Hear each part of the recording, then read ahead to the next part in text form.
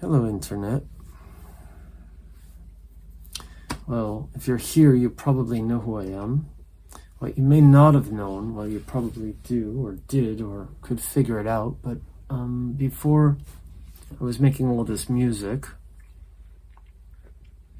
and even before I was teaching at university, I was writing a lot of fiction. And from somewhere around 2003, I started seriously writing fiction. When I was younger, several years prior, I had written a kind of long short story, which I don't think I have anymore even. I don't know where it is. But I had this experience living at home with my family, with my parents in New Jersey. This is years and years and years and years ago. I was in like high school, or actually I may have been in college. I went to, believe it or not, I went to a community college for 2 years because I couldn't decide what I wanted to do for several years. So anyway,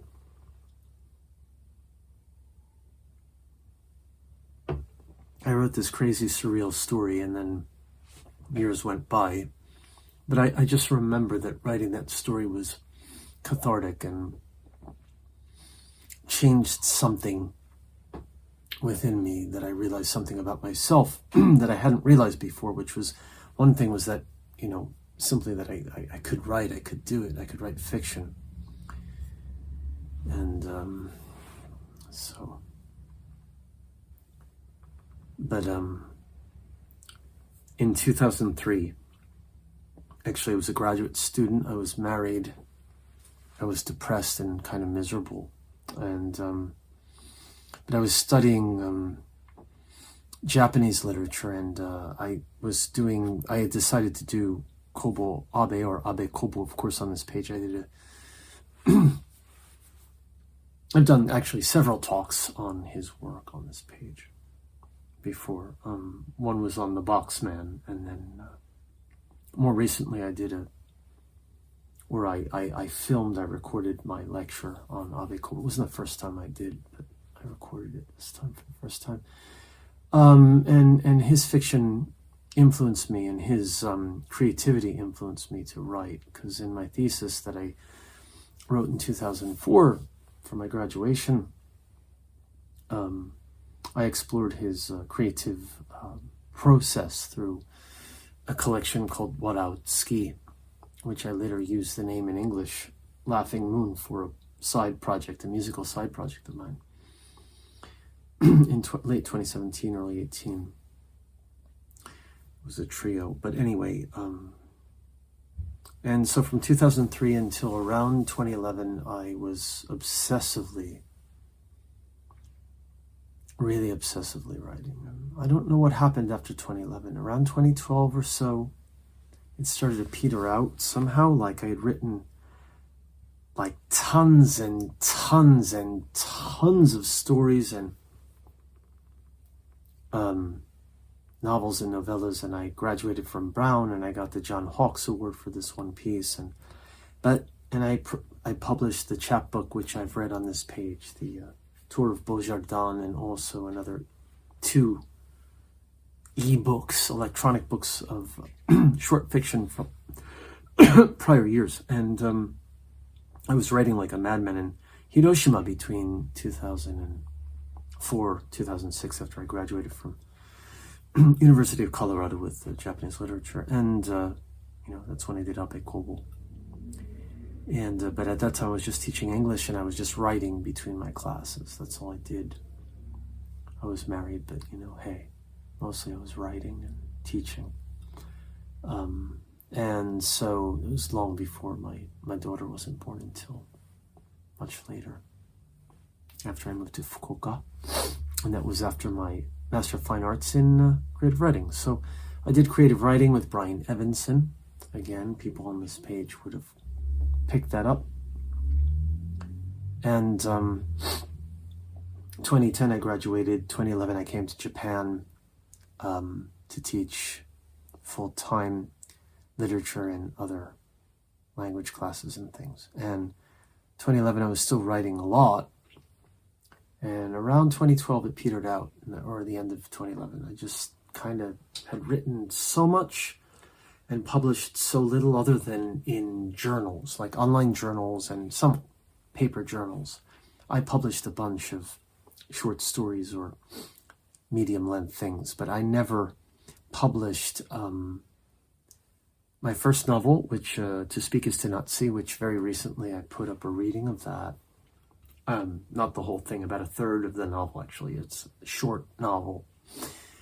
But then after I completed that novel, which again to this day remains unpublished, I wrote another one called Claire Obscured, and that's longer. It's actually, I mean, it's not a novel of the type or length of something like, I don't know.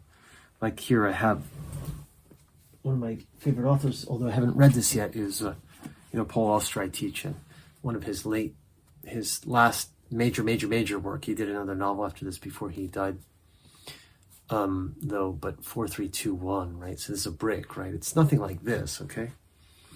It's more like maybe Abe Kobo's Kangaroo Notebook is the original, something like this, like maybe 150, 200 pages kind of thing. But I did write a novel of that length called Claire Obscured. Not only has it not been published, I don't think anyone in the entire world has read it, although someone I may have shared like a chapter, a few chapters, something, but nobody's read it. This thing literally exists on my hard drive, and that's it. And it's a completed full-length novel. And it's rather ambitious in a way. I'm not going to read it today, but in the future I may. And I may just self-publish it in pieces on Substack before the bombs start falling on our fucking heads in Tokyo. I'm not going to go into the politics today. Fucking bullshit. But anyway, we have a right-wing PM right now. It sucks. But anyway,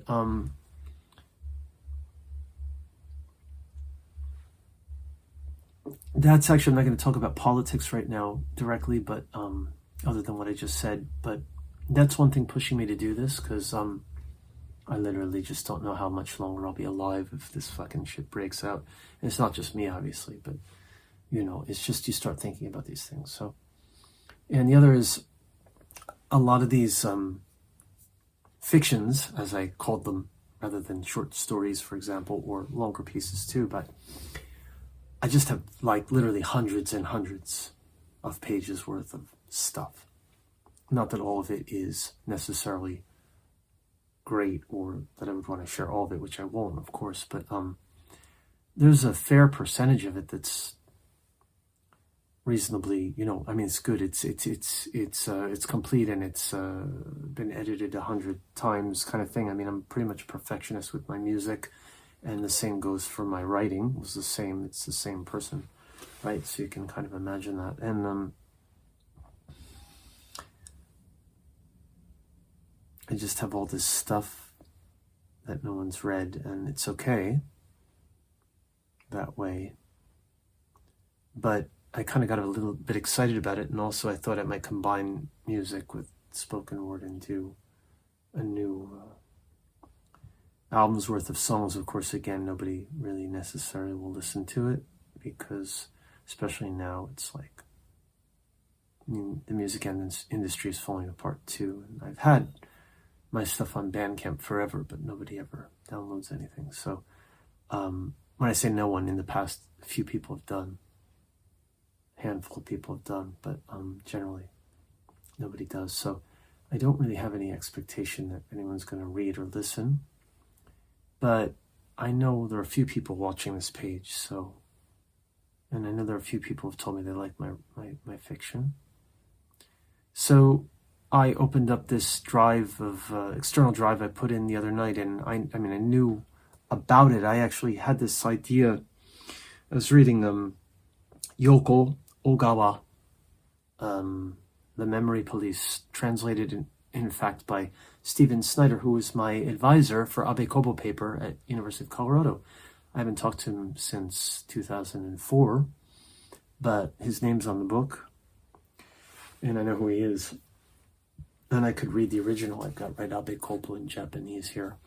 But, I purchased this some years ago, and I was like, I haven't read it yet. Oh, it's a dystopia. Perfect. Hey, everything I'm teaching this semester almost is dystopian fiction, including the Paul Auster I'm teaching.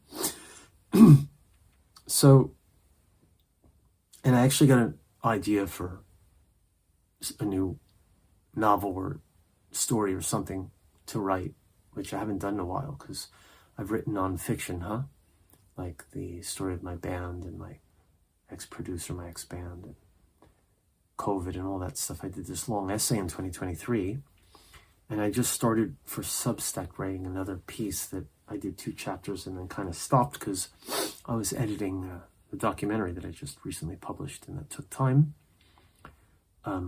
particularly the subtitles in Japanese and English. But give me an idea, and then this thing went off in my brain, like, wait a minute, do I still have that unpublished novel Claire Obscured? Because, I had recently read To Speak Is to Not See part of it, and Claire Obscured, again, is the longer, more ambitious one that came after. And so I opened the drive, which I knew the fiction was on, this drive, and all this other stuff, all these other folders, 2007, 8, 9, 10, 11, stories, novellas, submissions, some of them never responded to, but I've got the pieces in. And I also have the novella I wrote for my Brown thesis, and I also have the collection of stories I wrote for my Brown thesis, and a bunch of other things that are outside of that as well. So, to jump to the chase finally, after 12 minutes before editing, I'm going to read just today, a few things from short stories and some really short ones. I'm not going to read from the novel tonight. From 2011. I may read some others from other years. But I'll start with the 2011 folder. When I came to Japan, after I came to Japan, I wrote these. So I came to Japan in late March after 3/11. The huge earthquake in the north. I came to Kyushu, teach at Kyushu University for the first time, 2011, with my then wife and my unborn child who was born that year. She's now 13, so figure it out, the math of that. Rereading some of these shocked me because I had forgotten about them, or semi. Like when I read them, it was like it came back to me, but it was like I hadn't thought about some of these, like the novel or the novellas. Those are hard to forget, but like some of the shorter pieces. So I'm going to start with a piece called There Is No Plan B, and it says for K, and I think that's Kafka. Usually if I write for K, it's for Franz Kafka, who, of course, in The Castle, the protagonist's name is K, and that's all we get. It's Yosef K in the trial, but it's K in The Castle. This is There Is No Plan B. There is no Plan B by Marc Lowe for K. 1.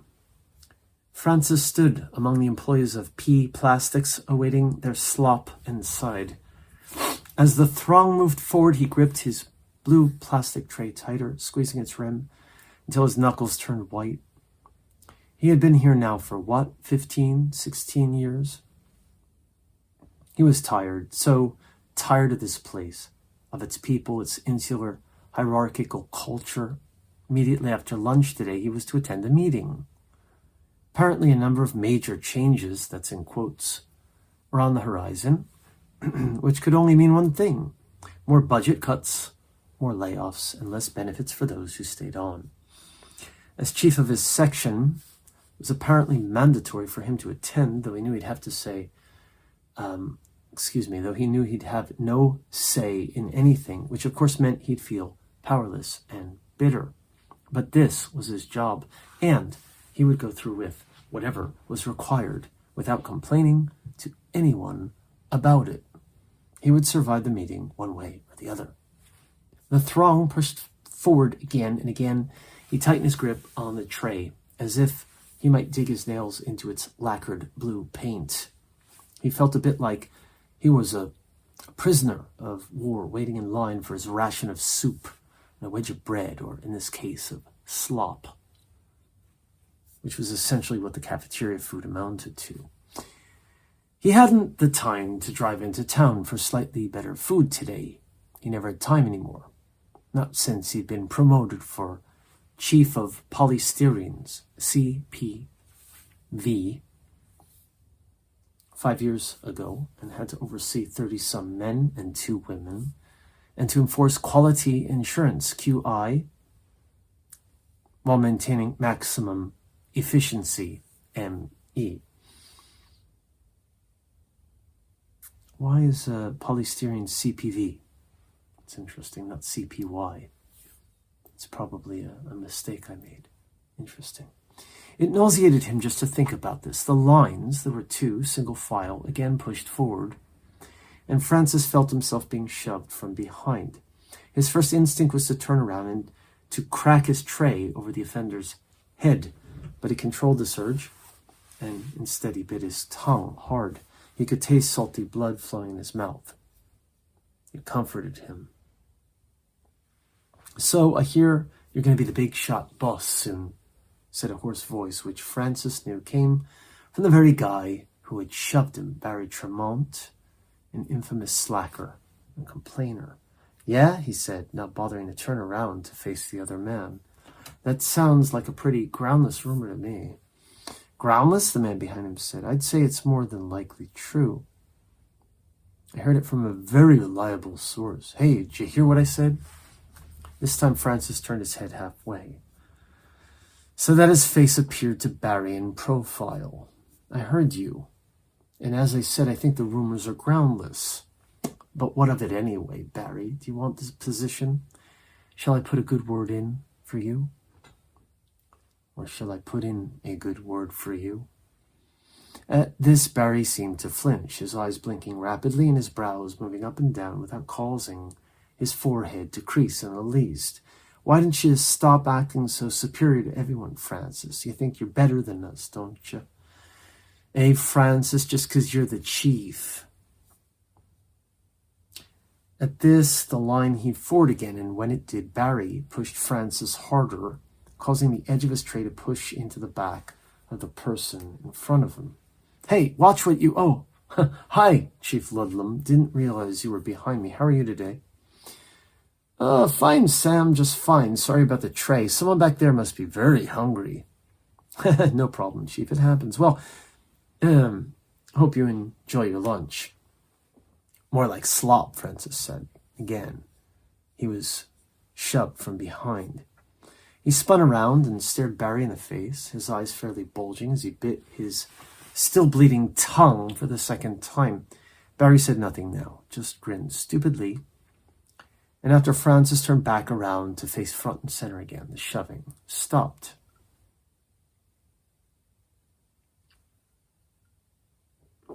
"You got lucky this time, Sherman," he said under his breath. Had he been clenching his tray any more tightly, he would have cracked it to pieces.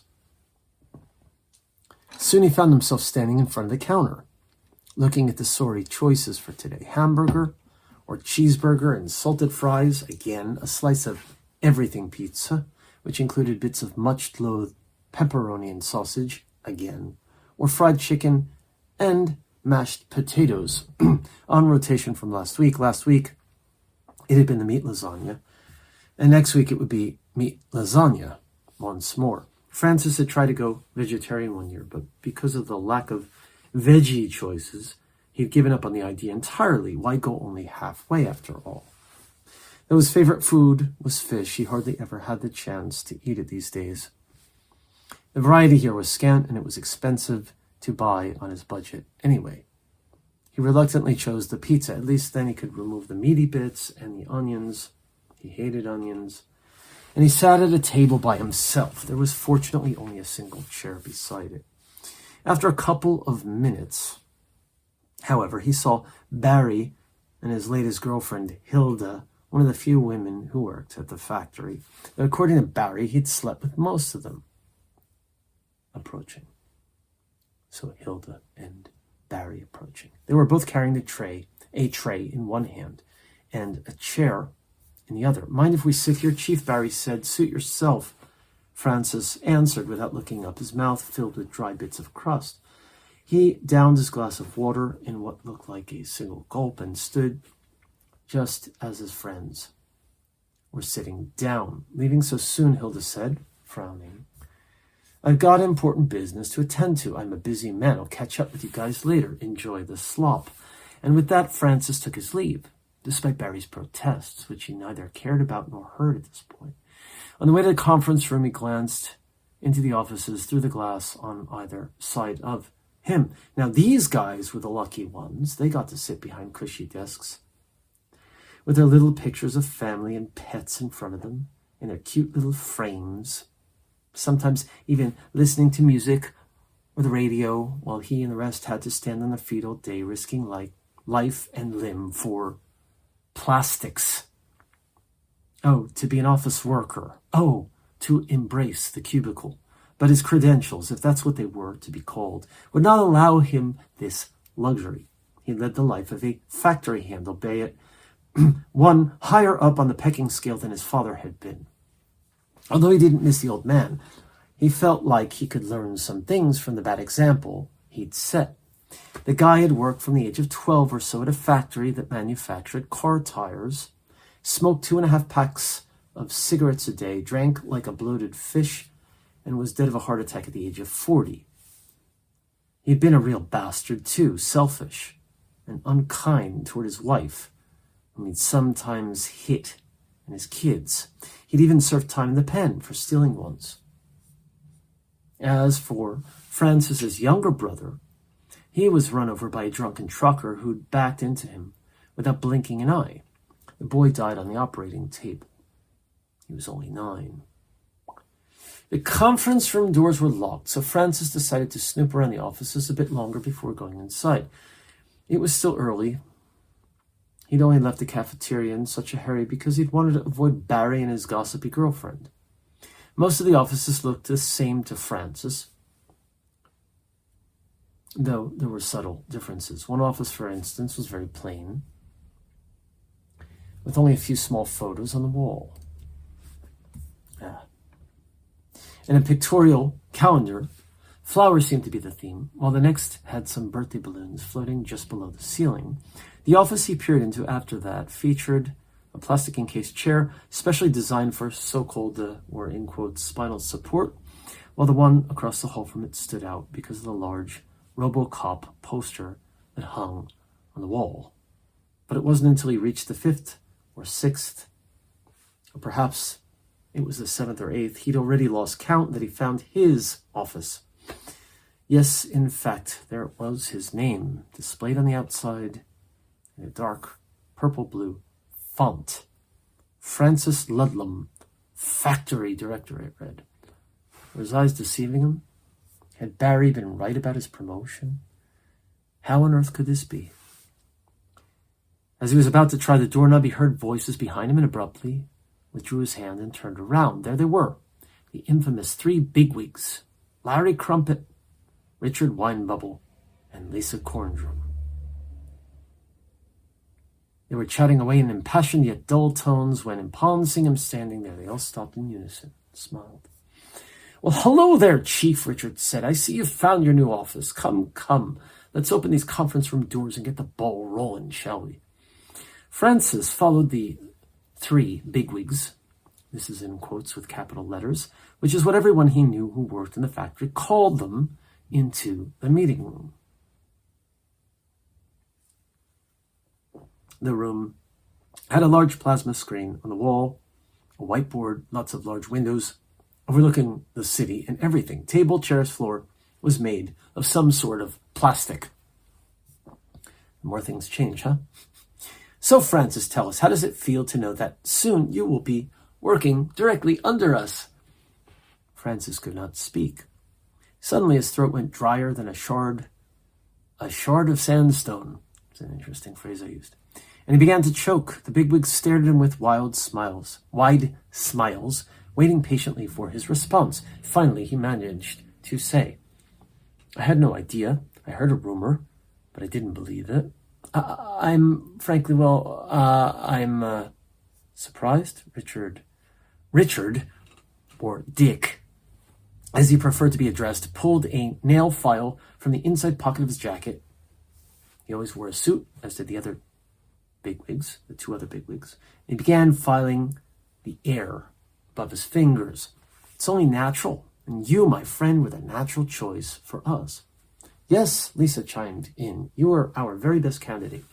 We've seen the way you handle your underlings. Excuse me for using that term, but, well, you know what I mean. Your inferiors.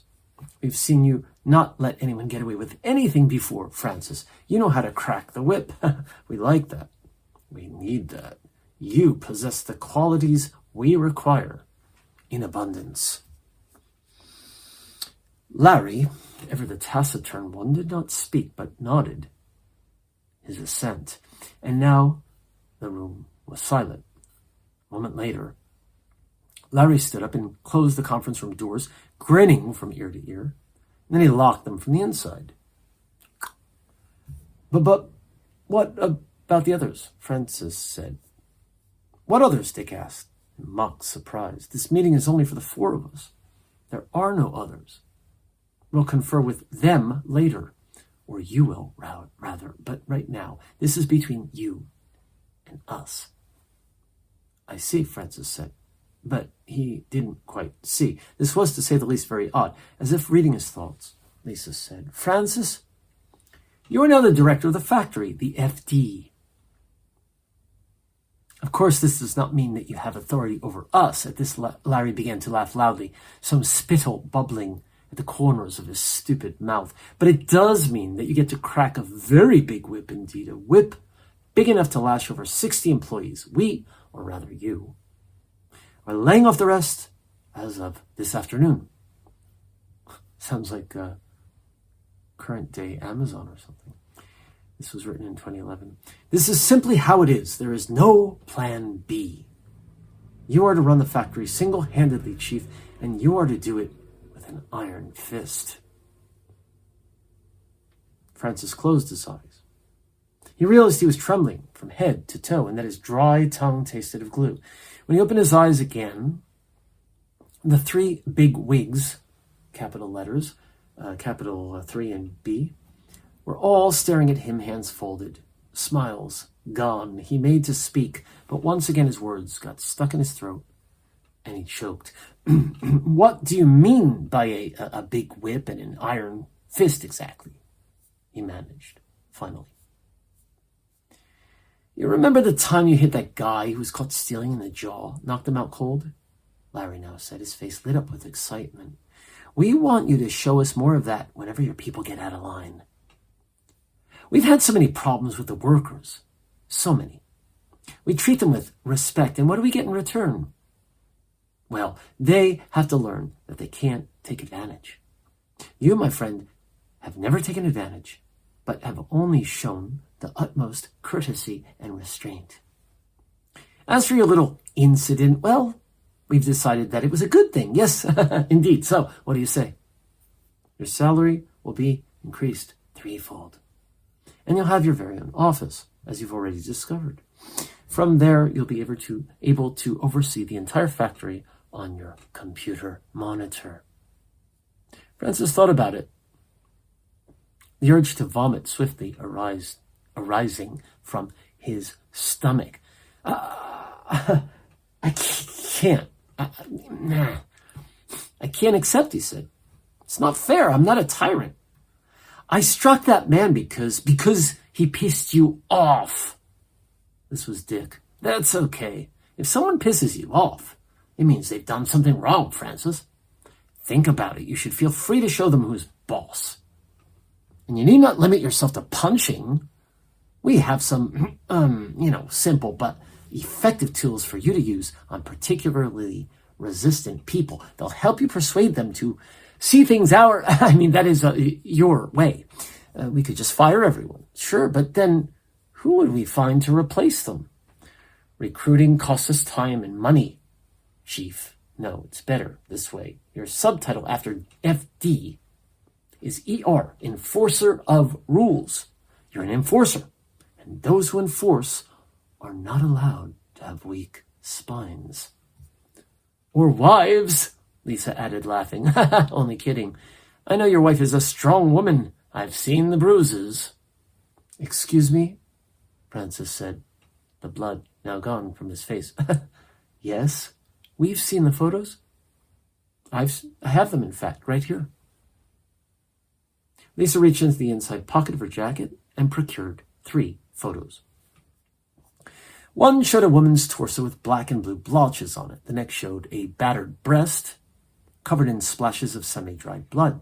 And the last showed his wife's face, the eyes blackened, dabs of blood on the chin. But Francis started. He was interrupted by Dick. No buts, my friend. You did this to her. No, Dick was still filing the air as he spoke. No, it wasn't me. I never hit her.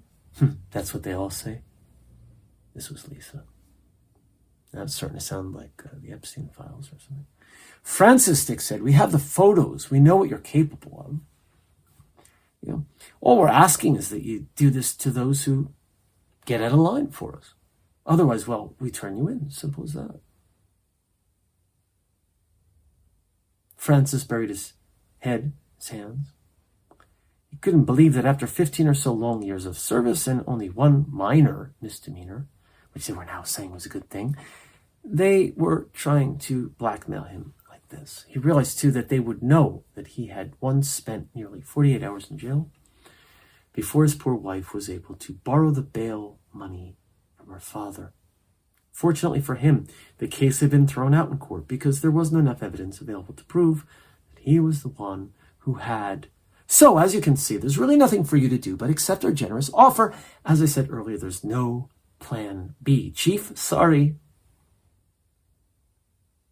Standing up now, albeit shakily, Francis realized he had been clenching his fists so tightly that his nails had dug into his palms, which were bleeding. He extended his trembling hand to all 3 of the bigwigs. I guess you've got me, he said. Can you see my office now? Once you've signed these papers, Lisa said, pushing a sheaf of official-looking papers across the plastic-topped table toward him, then you may see your office.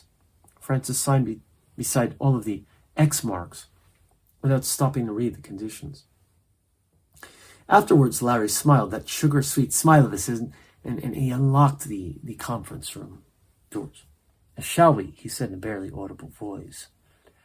Dick led the pack, followed by Lisa and then Francis. Larry shut the doors behind them, and with a key, he again locked them. They did not have to walk far to reach Francis's new office. The door he now saw had been locked, for Larry was already inserting a key. He wouldn't have been able to open it and snoop around earlier had he wanted to. Inside, the office looked more or less like the rest. The main difference was the presence of tools that Lisa had mentioned. Oh, yes. These were very evil people indeed. He only had to glance at the tools for a moment before he said to them once again, I really can't accept this position. I don't think I'm capable of doing what you're asking. It's against the law. And law, said Dick. We make the laws in here. Why do you think you didn't get into any trouble outside of this place with, the police? After you nearly broke that guy Brady's jaw? Why do you think you haven't yet? And I only say yet as a warning to you. Been arrested for what you did to your woman. But I already told you. I didn't. Shh. Francis looked down at the glistening tools. He wished he could just pick one of them up now but instead he said, I refuse. Do what you will to me, but I refuse. Larry, quiet one, was the first to start laughing, a guffaw that shook the walls of the office. A moment later, he had Francis's hands behind his back. The others grabbed his feet, placing him on the desk chair, to which the 3 then bound him arms, legs, and all, with rope. And then Dick shoved a handkerchief in his mouth and said, "You shouldn't have refused. And anyway, we have your signature." Larry made sure the door was locked from the inside, and then he closed the blinds. There were blinds on the window, but also covering the glass facing the hall so that no one outside could see inside the room. 5 minutes later, Francis walked out of the office, his hands and shirt stained red.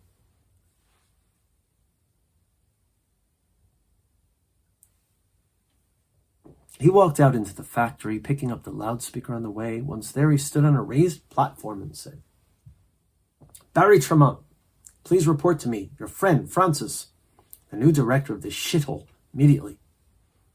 Soon Barry was standing in front of him, looking like he was staring at a ghost. There was terror in his eyes. "Hey, Barry," Francis said. "You wanted a promotion, right?" Barry nodded, but didn't say anything. He was staring at the bloodstains on Francis's shirt and fingers. "Well then, I put in a good word for you. You know, I know you find it hard to believe, but look, here's the contract." And at this, Francis pulled the crumpled, stained sheaf of papers from his back pant pocket. "I scribbled out my own signature so that you could sign in my stead." "Well, what do you say? Want to be boss?" Barry nodded nervously, but then started shaking his head from side to side in fear. "What do you mean, Barry? You wanted the job, right? Here, sign right here." Barry took the pen from Francis, but soon dropped it. As he bent down to pick it up, Francis kicked him in the face. Barry's head torqued backward, and when he stood up, his nose was gushing. "Sign," Francis said, "or I'll beat you to a bloody pulp." Barry picked up the pen from the floor this time and signed in all the places Francis directed him to sign. Then he looked up at Francis like a frightened puppy. "Thank you," Francis said. "Now, you have the job you wanted. All you have to do, as the new director, is to tell everyone that they will no longer be working under the 3 bigwigs. Tell them that they were corrupt through and through, but won't be bothering anyone ever again. Tell them that they will most likely lose their jobs, but that they would have lost them anyway under the bigwigs, or otherwise have been subjected to something even more sinister. I have this on good authority. Finally, tell them that I, their indefatigable chief of polystyrene, have resigned, and that they will never see me around here again." With this, Francis pulled a book of matches from his pocket, lit the entire thing with a single match, and burned the contract that Barry had just signed. Barry tried to stamp out the flames, perhaps thinking that he now had a legitimate job, or perhaps instinctively without thinking, but Francis grabbed him and shouted in his face, "Just do what I told you, you idiot." And as he watched Barry turn toward the workers, put the loudspeaker to his twisted lips, he, Francis, ran out of the factory, out into the street. A large storage truck was fast backing out of a narrow alleyway. As Francis rushed toward its spinning black wheels, his only thoughts were for his poor wife and son. 2011. So you see, I wrote these kind of very happy stories. You can tell I'm a happy kind of writer. And my songs are happy too. So that was called "There Is No Plan B" from 2011. This one I quite like. I'm going to read also. These are from 2011. This one's shorter and quite different. It's called Translucent. Translucent by Marc Lowe for Theodore Adorno. I enter the brothel, bored, uninspired. All I really want to do is go home and sleep, as I've been awake for days. No sleep, no rest for the wicked. The madame asks me who I want. I want someone new, I say, someone different. "Ah, looking for a little something special?" she says, a sly grin on her puffy, overmade face. "I think I've just the girl for you. I follow her into the back of the brothel, into a section I've never been before.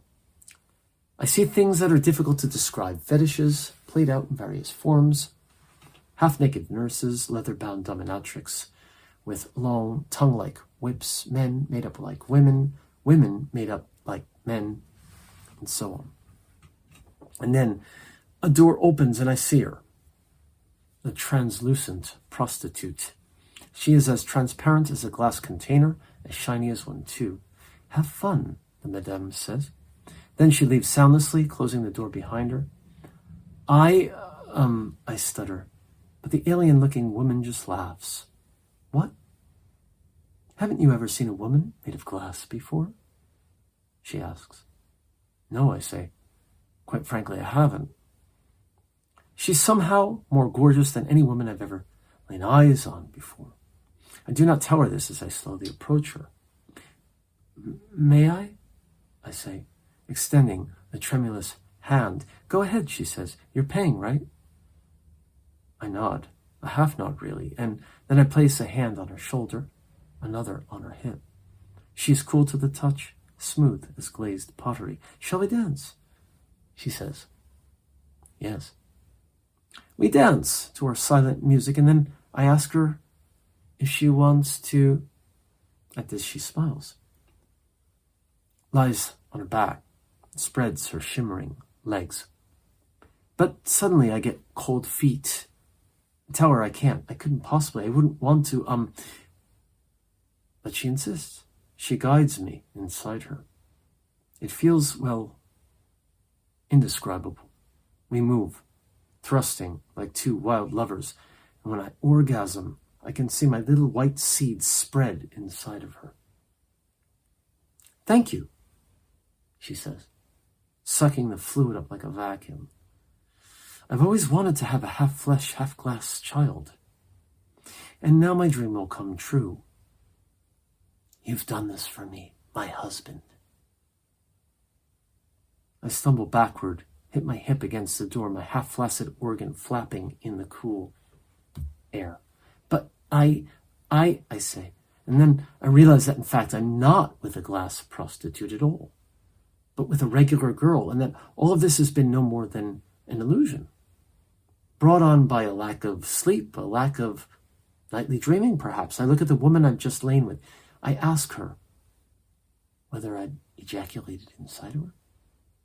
Yes, she says. I was so surprised. Do you want me to have your child? I get up, beeline for the exit. As I rush past room after sordid room, I glimpse for a fleeting moment a shiny, translucent leg.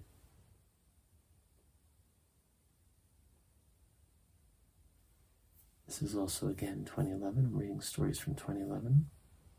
Let's do another one. Let's do a very short one. Called iBoy, like iPhone or iPod. I have to give background for those young people listening or watching. Before the iPhone, the Apple iPhone, there was the iPod, which you could listen to music. It's kind of like an iPhone, a little bit heavier, a little bit thicker, and it had a dial on it. You would upload music from the internet, from your collection, and it would be stored in the device, and you could listen to it without CDs or tapes, that kind of thing. It wasn't streaming. This is before Wi-Fi in the iPhone, but the iPod was just for music. So this is called iBoy. Okay, this is 2011. The baby, they told us, was upside down. In other words, right side up. We had to do something, so I gave my wife my iPod, and I put some loud music on. This ought to get him to move around. Just stuff it down the front of your pants. She looked at me, cockeyed at first, but then did as I said. We played at some King Crimson, then some classic Nine Inch Nails and Swans. I feel it turning, my wife said. Yes, it's turning around. We went to the doctor the next day, and indeed the baby had turned around, and it was now head down. When it was born 2 weeks later, however, it came out holding a small iPod player, and it had tiny earbuds in its tiny ears. Disbelieving, my wife thought it was some sort of joke, but in fact, as the doctor told us, this was a birth defect that was becoming more and more common of late. What can you do, he said. It's a vastly different world out there from when we were born. I see infants coming out with electronic gadgets all the time. You're lucky he doesn't have a cellular stuck to his ear or isn't a video game addict. Despite what the doctor said, I didn't at all like the idea of my child, my boy, having an iPod permanently attached to its body.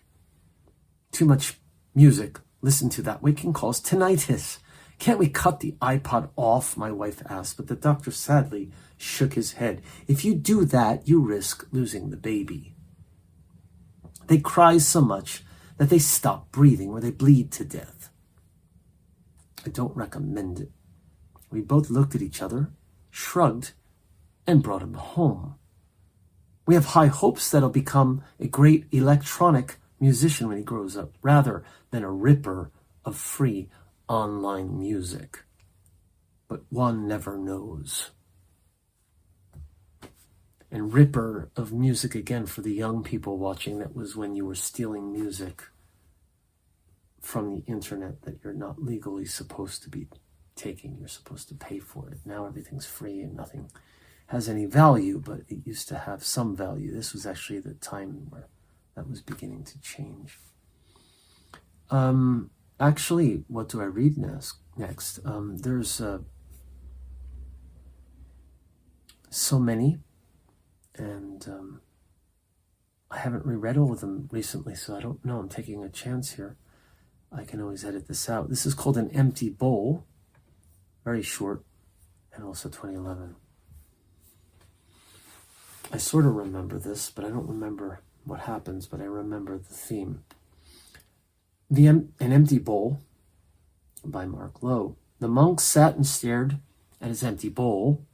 He had been begging for days, but received no alms. Everyone was too busy with their own problems. The woman in the wheelchair, the bald-headed man with the limp, the young woman with her shopping bag swinging, 2 little children at her heels. He had gone without eating for 3 days straight before, but today was his 6th day in a row, and he felt he might not be able to make it to his 7th. Tired and dizzy, he made his way out into the street. Cars and buses stopped for him as he glided across the tarmac like a ghost, empty bowl in one hand, limpid bell in the other. Here was a starving monk, as thin as parchment, literally stopping traffic in its tracks, an unseemly sight. In the next moment, however, he was lying on his back, crushed beneath the tires of a truck, the driver sleep-deprived, slightly drunk. As the monk lost consciousness, he felt glad. Now he would no longer have to starve. No one would have to give him alms. All of his karma would be settled for good.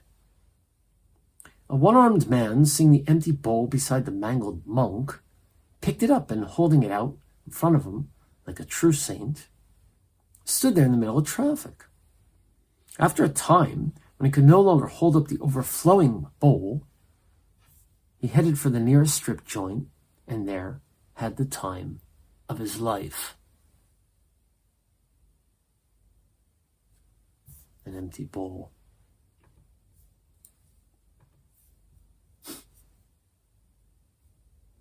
Yeah. So, Idiot Savant, very, very, very short, by Marc Lowe. All 2011 these. The teacher thought himself intelligent. This was a simple fact, was it not? But whenever he got up in front of a classroom, he was no longer smart.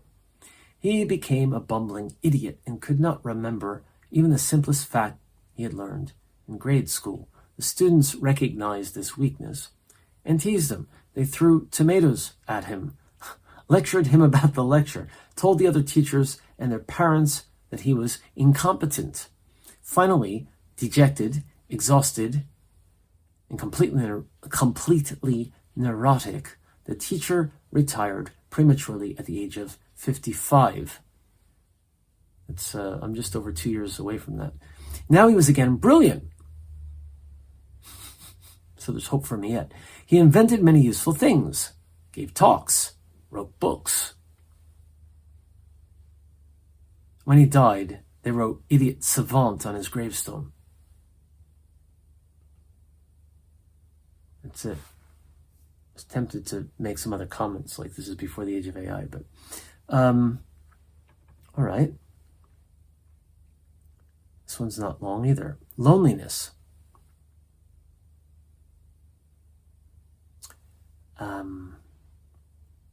Yeah, I remember. Okay, all right. Loneliness. She sits in the corner, legs pressed together, elbows on table, eating quietly. The overall impression is one of meekness, lack of self-worth. Nevertheless, she's adorable, her face like that of a china doll, her clothing vaguely reminiscent of something a schoolgirl might wear, though she is no longer a child. And yet there's a subtle but present sadness in the eyes, a slight downturn to the corners of the otherwise neutral lips and mouth, an aura of loneliness emanating from her form. I want to reach out to her, say hello, perhaps invite her over to my table for tea, but something stops me from doing so. Instead, I sit and placidly watch her out of the corner of my eye. Nothing changes. Her movements are slow, deliberate, precise. She masticates mechanically, gazing off into the distance. Yet from time to time, her eyes shift in my direction. I look away, not wanting to be found out. I yearn to speak to her, even to find myself in her arms in some cheap hotel later. The more I imagine it, the more I realize that such a thing can only lead to ruin for the both of us. I do not believe in love at first sight. I do not believe in fairy tale endings. For the time being, I'll just have to be content watching her, this cute but sad young woman, to be content just fantasizing about what might have been between us. She is lonely. Of this I'm certain. It's written all over her face, part of her aura. She seems to want me to respond to her gaze, to say something of little consequence, perhaps, to start the ball rolling. But me, no, I couldn't, I can't, I simply can't. I'm not lonely, I'm not sad. I am simply not completely content with things. But then, who is? But now, she's standing up. She's finished eating. She's finished gazing off into the distance. Her eyes meet mine for a couple of indeterminate seconds. Those eyes seem to be pleading with me. What can I do? I open my mouth. But as she begins to walk away, my voice gets stuck in my throat and I choke. There's a lot of choking in these stories. I cough, continue to cough, and once it's stopped, my eyes filled with tears, she's gone. I sit and I stare. The empty space she'd earlier filled. Into it walks another adorable china doll. This time I look straight at her. But as soon as my eyes meet her gaze, she looks away. I stand up, my meal half finished, pay the bill, and go straight home to bed. All right. One or two more. I don't remember. Try Flickr. A little bit longer, but it's not too long. That's a detective story. Flickr by Marc Lowe. He sat in his rusted Oldsmobile and watched. Patrolled the window up there. Dark as the night itself. No figure stirred, no spark of light to be seen. He was getting tired. He'd smoked his last cigarette. He looked at his watch. 3:41 a.m. He'd been out here for nearly 5 hours already. They obviously weren't coming home. They were obviously elsewhere. His lead must have been faulty, falsified. He wouldn't sit here much longer. And now the detective stretches, lifts his hands and arms above his head so his palms press against the ceiling of his dirty Oldsmobile. Maybe it's time for me to retire, he tells himself, and then he exhales, bringing his hand down into his lap with a dull thud. He wishes he had television in the car, internet, anything. As he yawns, a light flashes somewhere. The street, the apartment, he hadn't caught it, just vaguely recognized a quick burst of light. Damn it, he says aloud, opening the door. He approaches the apartment building with caution, one hand on his belt. He's packing heat. With a gravelly grumble, he decides to ring the bell. No. On second thought, he won't ring the bell. That will just alert them to his presence, make them run away from him faster, and he certainly doesn't want them to run away. The door, not surprisingly, is locked. He'll kick it in. He does. After 3 exhausting tries, he hopes they haven't heard him as he races up the 5 flights of stairs, 2 steps at a time. I'm going to get you both, he thinks to himself as he arrives in front of the door. If it's the last thing Open up, he says. I'm a cop. I have a search warrant. Open up. The door doesn't open. He puts an unsteady hand on the knob, turns it clockwise. The door's been left unlocked, much to his surprise, and he walks in. Walks right in. The place is pitch dark, however, so he has to exercise extra caution. He finds a light switch on the wall, flicks it upward. The bulb above his head flashes, then dies. Shit, he says. Maybe that's what he'd seen earlier, a light from somewhere dying in a brilliant burst of final energy. And now he feels lost, stupid. He'll have to pay for the busted door downstairs, and the fact of the matter is that he does not have a search warrant either. He backs out of the apartment, closing the door in the way. It clicks shut, and in that moment, something hard cracks against his skull. The detective goes down. A man stands behind him holding a large rock. Gotcha, he says, grinning at his female accomplice. These guys always think they have us all figured out. They both laugh, as if laughing at an obnoxious party joke. Grab his feet, I'll get his head. They carry the detective down 5 flights of stairs. No one stops them. No one even sees them. It's now 3:52 p.m.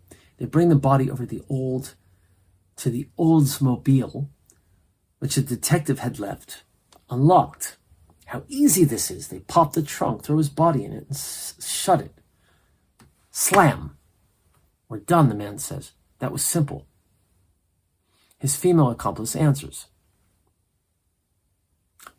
That was simple, his female accomplice answers. I told you it would be, didn't I? They kiss, still standing unselfconsciously in front of the car, which is directly under a flickering street lamp. A moth circles round, attracted to the flickering light. It will be dead before dawn. That was called Flicker.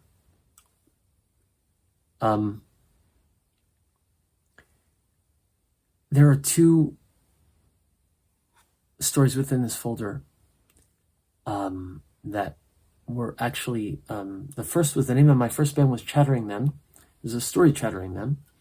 And in Chattering Men, we did a song I had written called City of Masks. And there's also a story, City of Masks. So why don't I read those? Chattering Men, a triptych. It's 3 parts. Short story. Marc Lowe, Chattering Man, triptych. 1. That's me, the man with the black moths emerging from his mouth. Every time I open my hole, so much useless chattering, so much hot air, as they say. Wasted time, wasted breath, wasted life. But don't assume that I'm wholly a negative person. Don't assume I do not enjoy myself sometimes. I do when I'm alone. More things change, eh? When all is quiet, when there is no need for the chattering. Those are the times I feel most alive. It is my favorite painting by the Japanese artist Rei Kamoi. Its title, Chattering, a man with black moths emerging from his mouth, a self-portrait of the artist as a soon-to-be dead man, and yet it looks like me. It looks just like me. It's not that I'm antisocial. It's not that I don't crave interaction. It's not even that I don't want to talk. Rather, it's that when I open my mouth, a dark hole, in order to speak, what comes out is just worthless chatter. Chit-chat, nothing of substance, nothing anyone would ever want to listen to, least of all me. And it is for this reason that I often have dreams of myself as a mouthless man, a man without a mouth. The lips and teeth and uvula and tongue are gone. Gone. It's so liberating, and yet these dreams may be described as nothing but nightmares. If I wish so much never to chatter again, why am I so afraid of losing my bouche?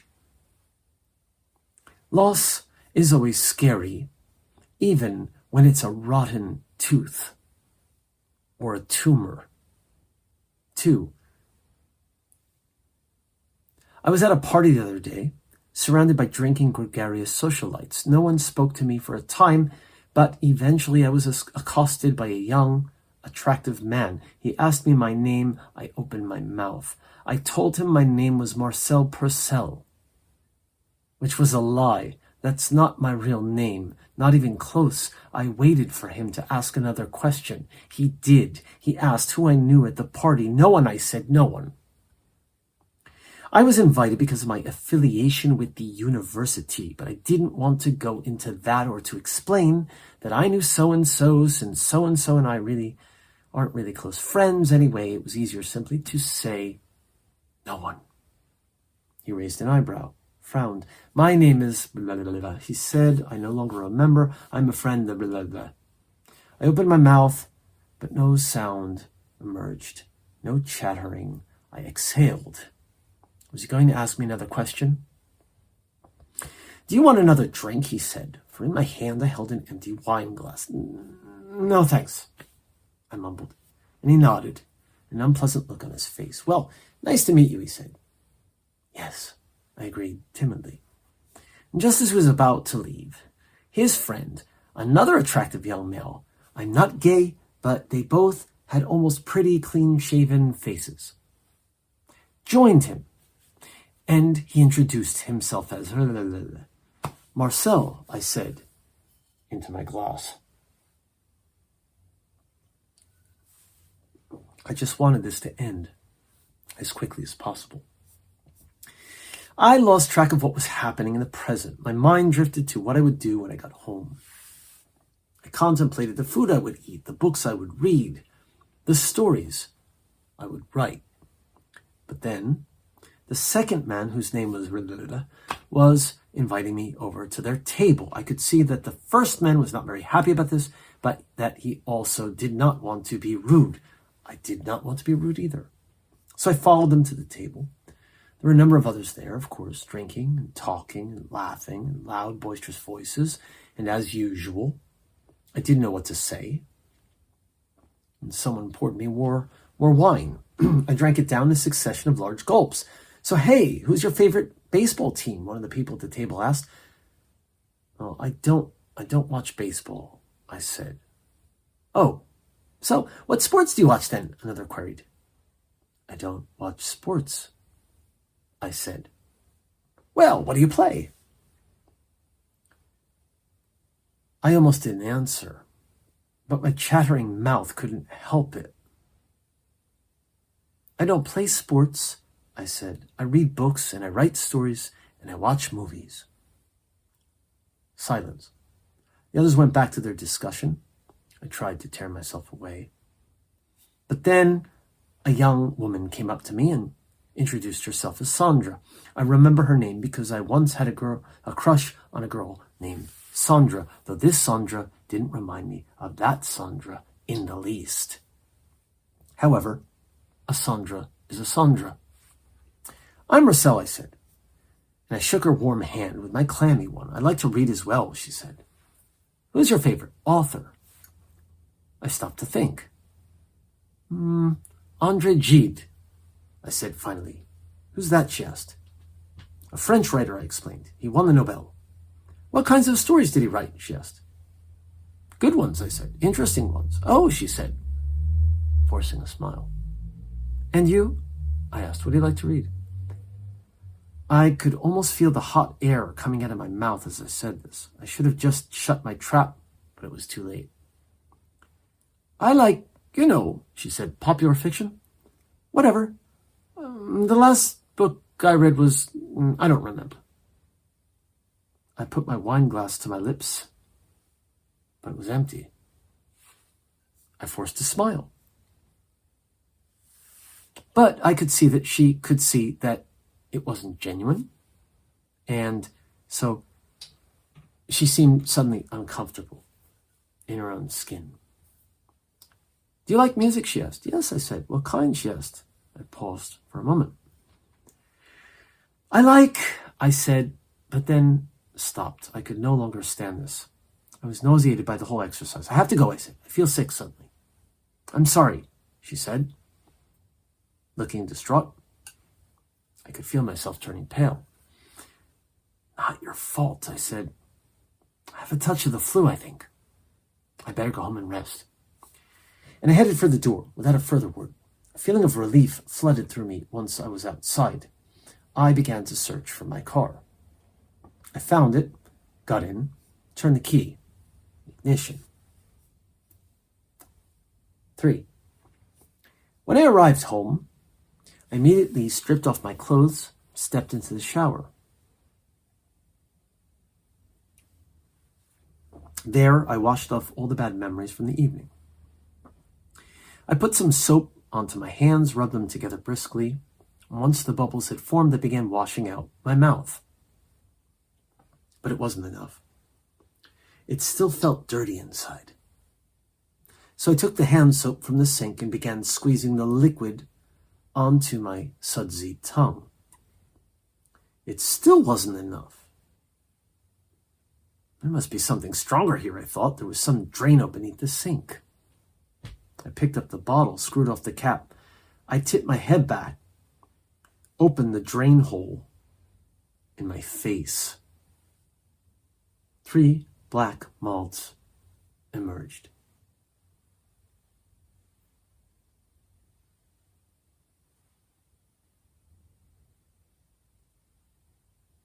I closed my eyes and swallowed. Let's do City of Masks. That one was also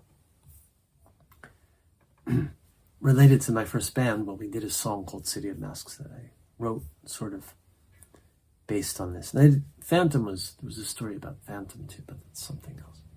I've read that separately. This is called City of Masks, like the song, which I revived in 2020 during COVID, which in my documentary I talked about, which I may be republishing in another form soon. Anyway, City of Masks by Marc Lowe, 2011. And this, by the way, this I remember was the first short story, the first very short story I wrote after coming back to Japan in 2011, coming to Kyushu, to Fukuoka for the first time. This is the first story I wrote, and later I made it into a song for my band. This one is in 6 very short parts, like 1 paragraph each. So, 1 of 6. 1. There is something in the air. It makes people sick, makes them suicidal. They cannot inhale too deeply for fear that it will drive them mad. The people wear masks, white masks, over their noses and mouths, covering up the orifices in their faces so as to keep the demons out. They walk about the city like this, their visages hidden, only their dark brown eyes and black hair left to meekly define themselves. They are like ghosts, seemingly alive, yet already dead. Can this really be called living? Is this really life? 2. They avoid looking at or brushing up against another. For to do so would mean certain death, would shatter the other's fragile body into fragments. Those eyes that do not look are ringed and purple-black, reddened, vacant. Hollow eyes, glazed over, not focused on anything at all. As they wander about, fearing the air they breathe, they forget that they are human, forget that they are made of flesh and blood and bone. They might as well be floating 5 feet above the floor, might as well be lying in a cold grave, stiff as a board. 3. This is the City of Masks, where no one dares go anywhere without first covering up their faces. They do not speak, do not communicate except through vague, slight gestures. They only nod or bow slightly to express something, but mostly they just walk. They walk anywhere, no apparent goal in sight, no particular direction in which to go. Watching them is like watching zombies on a movie screen, like watching comatose patients try to move about without their masks. It is doubtful that they would be able to do anything at all. 4. What separates them from us is this: they are unaware, while we see it all clearly. Yet it is true that we too are afraid to breathe the air, that we too wear white masks over our noses and our mouths, that we too do not look directly at our fellow masked men. Avoid brushing up against them, touching any part of the bodies for fear something bad might happen. But we are focused, we are cognizant, we can reflect on the situation with an unfettered mind. We are awake, aware, alive, we are free. 5. And yet do we suffer, and yet do we not see things clearly, and yet do we forget we are flesh and blood and bone. It's all a pack of lies. We are no different than they no different than we. Our masks hide not only our faces, they also hide our fears. We are afraid. We do not sleep well at night. We do not look at each other, touch each other, love each other. No one in the city of masks can ever be truly awake or aware or alive. No one in the city of masks ever escapes. Are you listening? Do you hear me? Hello? 6. There is something in the air. It makes people sick, makes them suicidal. They cannot breathe, cannot think. They stumble about, their white masks plastered to their pained faces. I stand and watch the spectacle through the lens of my digital camera. The shutter clicks again and again and again and again, and soon I am standing alone in the middle of an abandoned city street, waiting for you to return, to tell me through your white mask that it's all right, that the air is clean, that the water is safe. Exhausted, I lie down, play dead. I wait.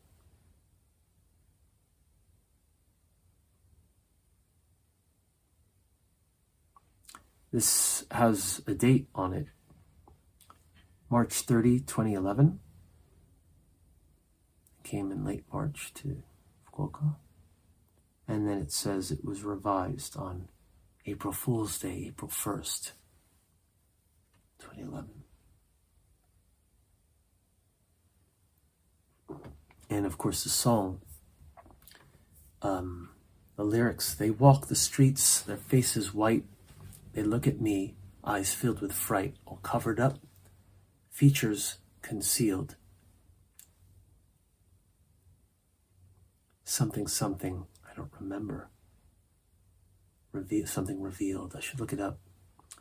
City of masks, I stand in fear. The air is thick, nothing is real. City of masks, populace sick, cover your face, this wall so thick. Something like this. I'll look up the lyrics. It was based on this story. And we did in Chattering Men. And then I did my own version solo 2018 and again in 2020 during COVID, because it was the theme, masks.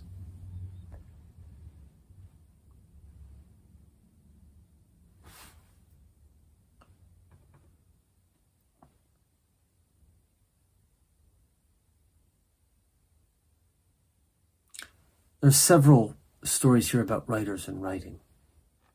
They're very short. I'm going to read one or two, and then maybe finish, huh? Hour and a half.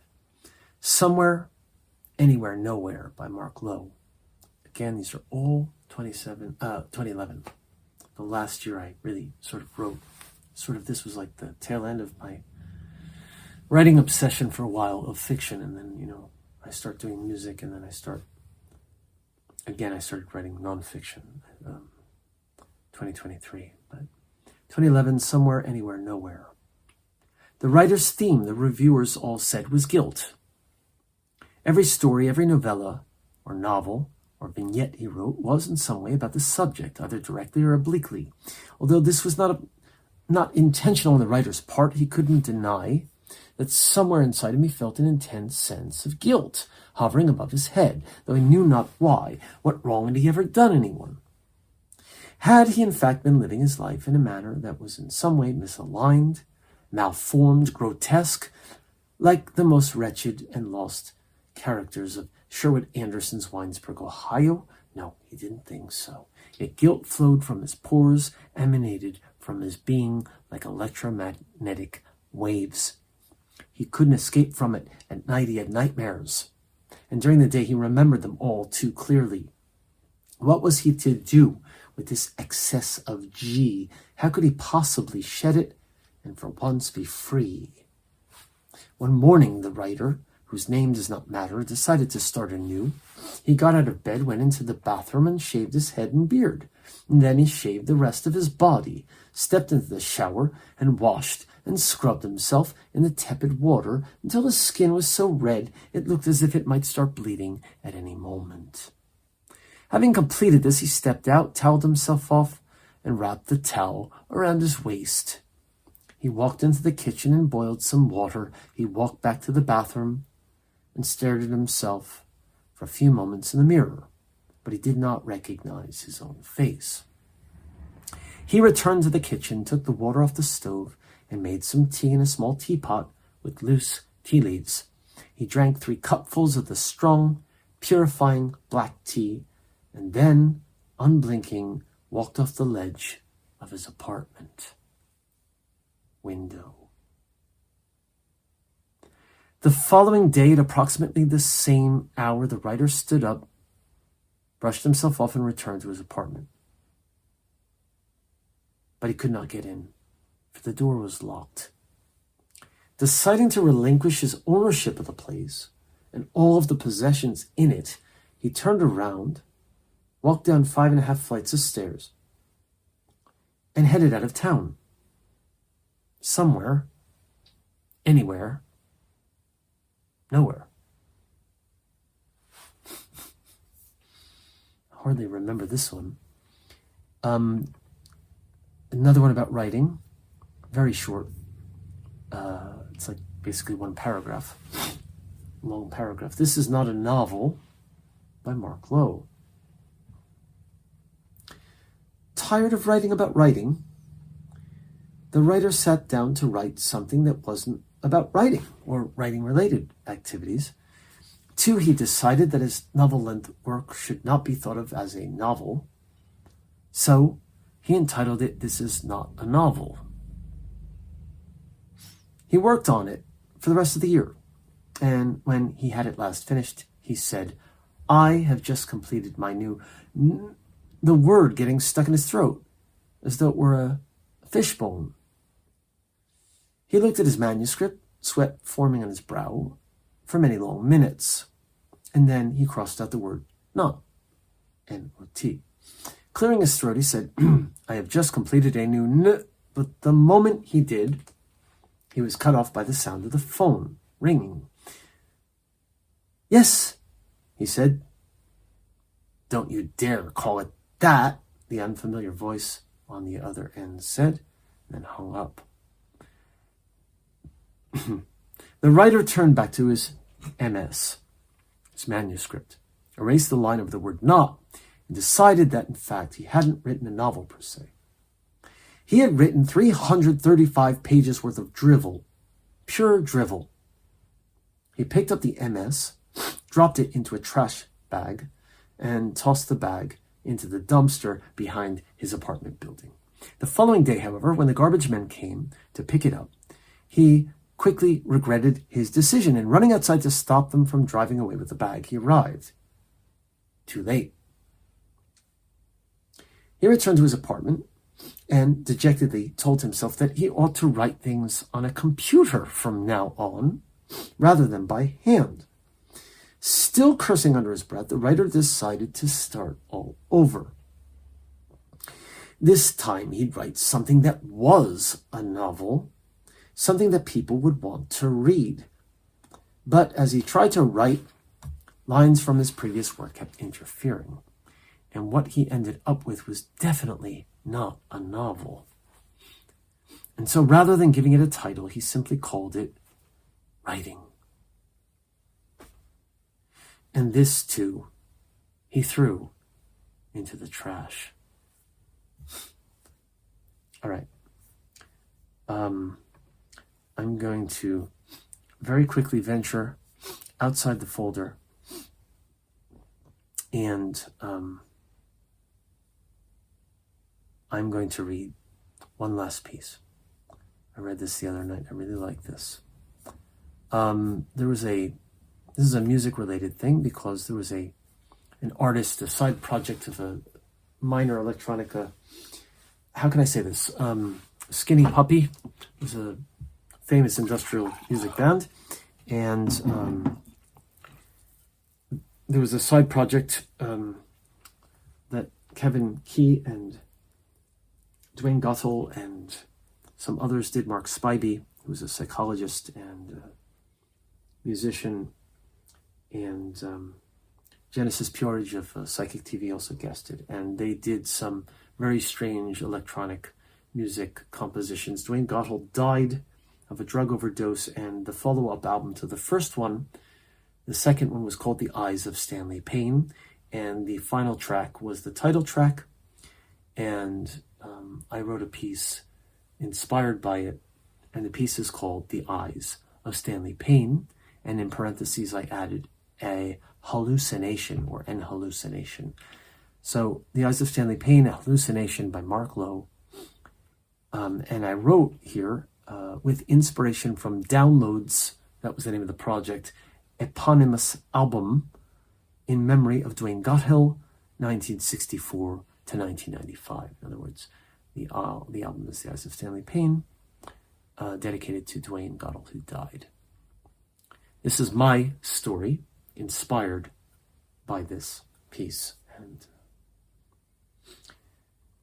The Eyes of Stanley Payne, Marc Lowe. He dreamt it all. In his head, he heard voices, and they told him things. They told him he could do anything and everything. They told him who he was. You are Stanley Payne, they said. You are the eyes of the world. He believed the voices. They were in his own head, so they must be telling him the truth. He turned to the window, opened it. He looked outside, and there before him, the world. He closed his eyes so that he could see things more clearly.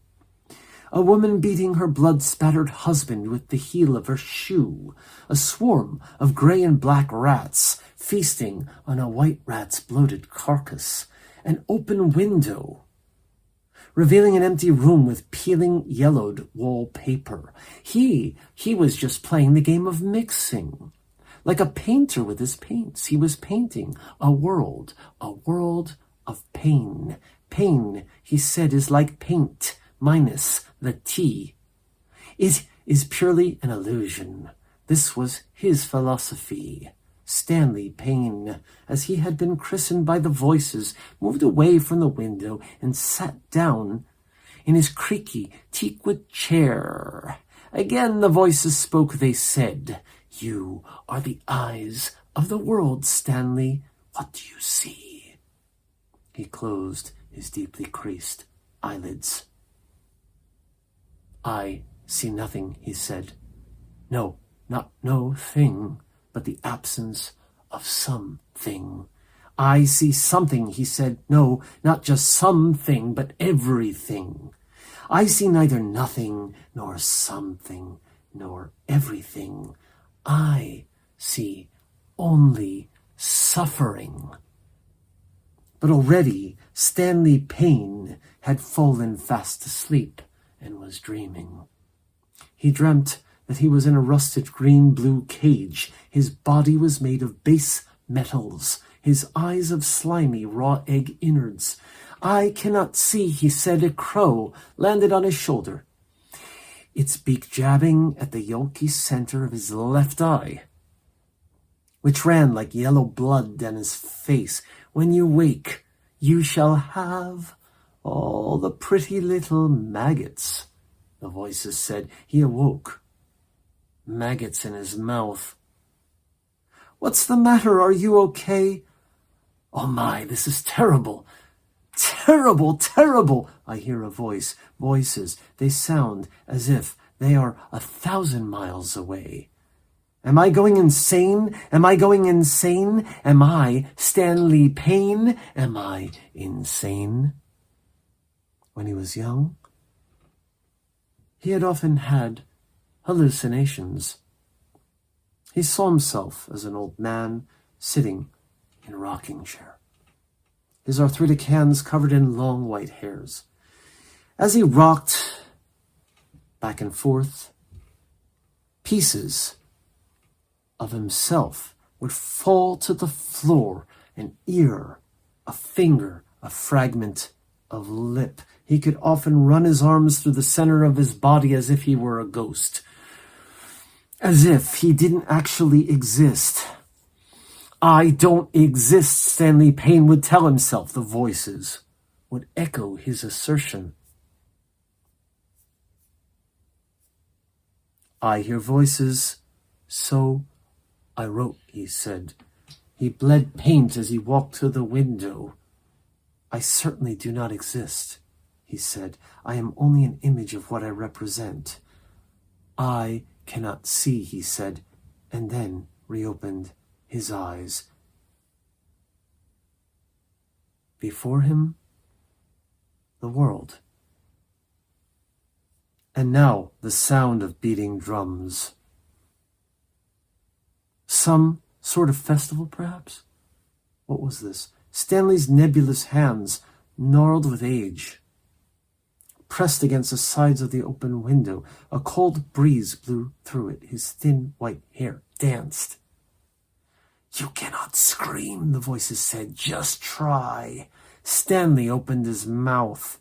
There was no sound, only pain. Pain is purely an illusion, he thought as pain tore through his consciousness like paint, except minus the T. A child hanging from a power line by its feet, flesh smoldering, pants wet.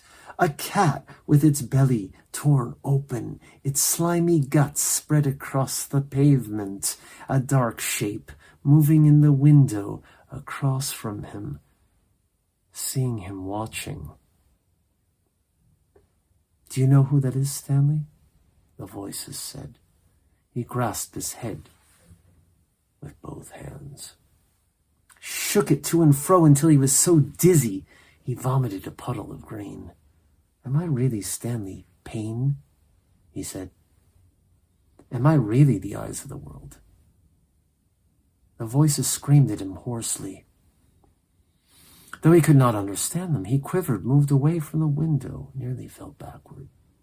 Finding his way back to the creaky chair, he sat himself down and closed his tired eyes.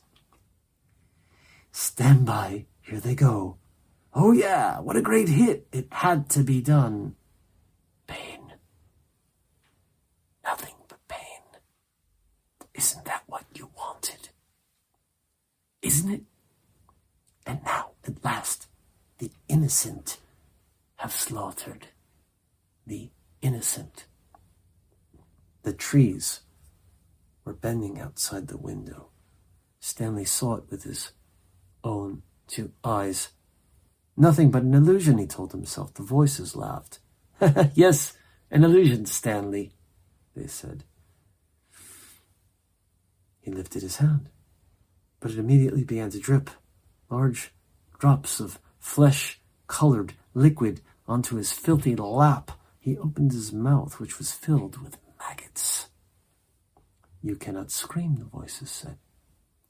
You can only feel pain.